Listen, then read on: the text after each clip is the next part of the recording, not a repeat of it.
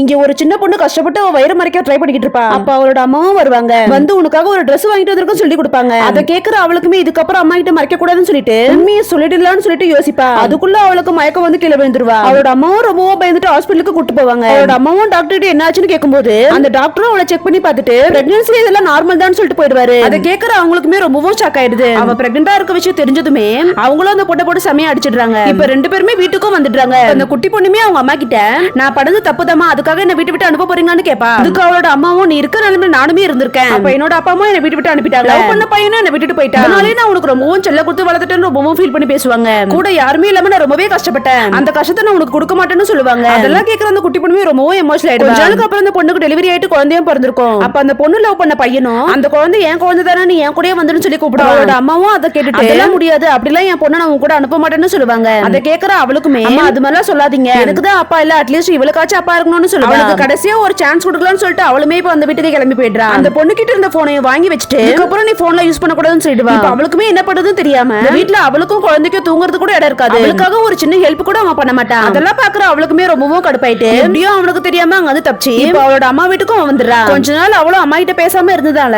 அவங்க ரெண்டு பேரையும் பார்த்துதான் அவங்க அம்மாவும் ரொம்பவும் சந்தோஷமாயிடுறாங்க.